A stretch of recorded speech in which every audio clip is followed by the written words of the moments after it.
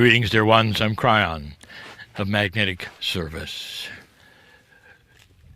Don't you find it interesting that all over the planet, as far back in history as you can record or find or examine,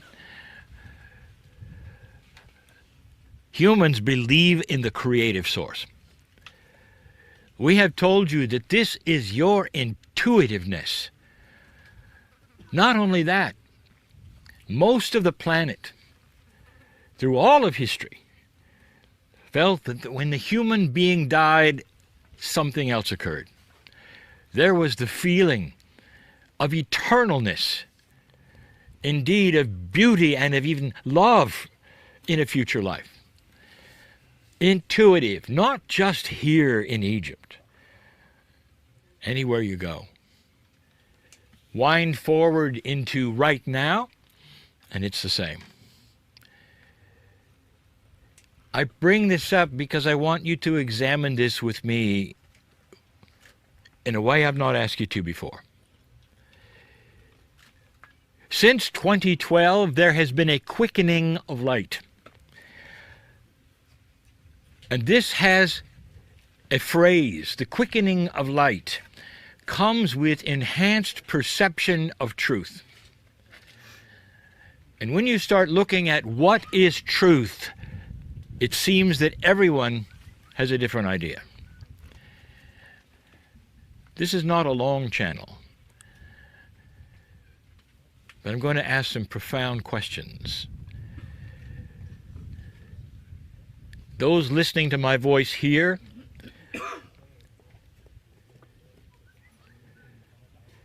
in this Giza place, can join with those listening later. For we are still in Egypt. It's a good place to examine your own spirituality.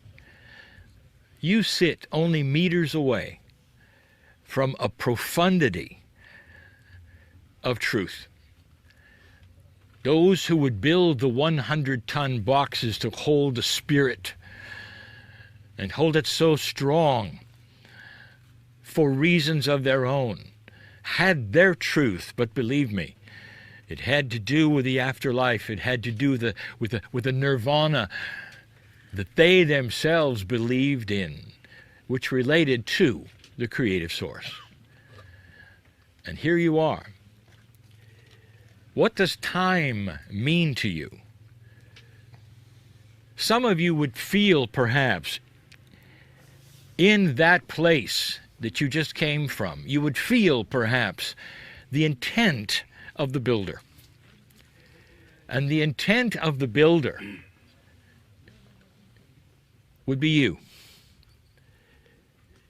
You've built yourself some kind of faith, have you not? You're on a quest where you're willing to listen to these kinds of things called channeling. So somewhere along the line you have built your own pillars of belief. I'm going to ask a question. Some of you might even call spiritual renegades. How do you test whether you're a spiritual renegade? That's easy. When you go home for the holidays, do they accept you? You know what I'm saying. You've stepped away from a linear system of rules and doctrines and prophets, perhaps, of even statues. You've stepped away, and when you do, those in those linear truth systems look at you and say, you're crazy.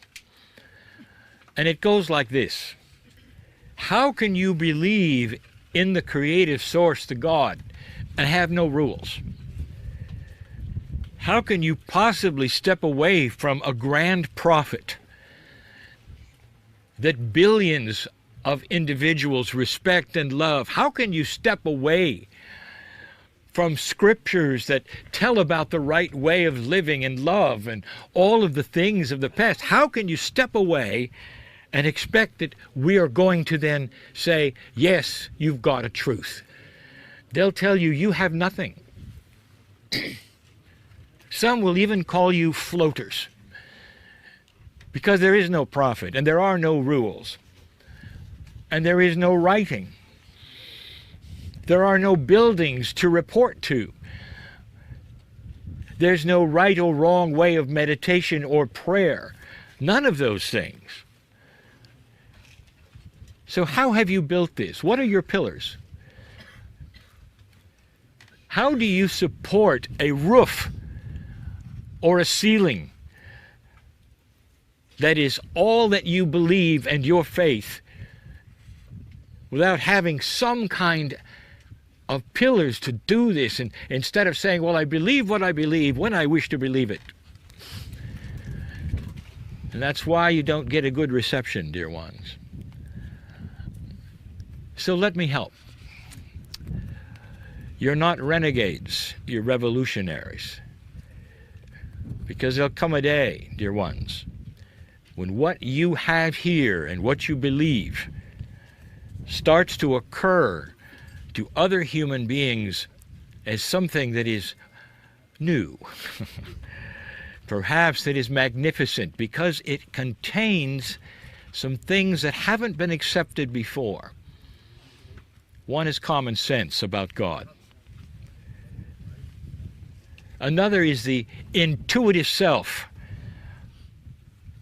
How does your intuition feel about spirit, about God? So I want to help this. Let us say one of those in a linear system with many rules and many words and many processes and many procedures and many prophets even perhaps would come to you and say, tell me, what do you believe? What do you say?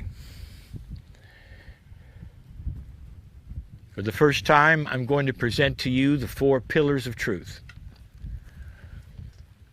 And you're going to say, Kryon, you're about to define truth, are you? Wait.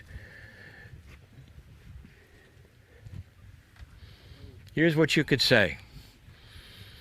And you can say this to them in a way that they will understand and believe that you're okay. Or you'll be so far removed from anything that they know that they will still shake their heads and walk away. Let me give you the 4 pillars right now. I want you to take a breath. And the first one is this. The Creator, which is love, made me in love. Therefore, my first pillar is, I am love. Now, that's a pillar of truth, dear ones. And yet, define love for me. Each one of these pillars will be undefinable, and yet they will define the majesty of what it holds up, which is your magnificence and the Creator mirrored in you. Pillar number 1, I said, I was made in love, therefore I am love. Pillar number 2, the most compassionate source in the universe, the Creator that knows my soul, created me in compassion. I am compassion. Define compassion for me, and you will then define perhaps a process or an emotion, but you can never define the consciousness of it. For it is so expansive, like love, it contains so much more than the word. And that's just 2 of them. A more difficult concept is pillar number 3, and you might look at the person and say, my soul is eternal, and the Creator has created my soul as an eternal soul. Therefore, I am patient. You can try to define patience, dear ones, but when you find a true patient person, it's beyond description. Or a patient God that is beyond description. So right away we have three definitions that cannot be really defined, holding up truth, which also cannot be defined. Number 4, the God of the universe is majestic and powerful and all that is. Therefore, I am strong. Therefore, I am love, I am compassion, I am patient, I am strong. And that defines my truth, which is God. And in those 4 is everything you'll ever need. You can look inward with those 4 and not just above of what a pillar supports. It supports you and your life. It supports how old you will be at a certain age, if you understand what I'm saying. How much energy you will have because of the consciousness of those 4 pillars that talks to your cellular structure, which listens. Imagine a consciousness of those 4 pillars then talking to the cells. It's almost like Moses listening to the burning bush, because your cellular structure is tuned in to the boss, and that's you. And that you that is you is the one that is defined by the 4 pillars of the truth. Kryon, you talk in a cryptic way. No, I don't. I talk in love. And sometimes the multidimensionality of these things will get the best of your logic and you'll have to surrender.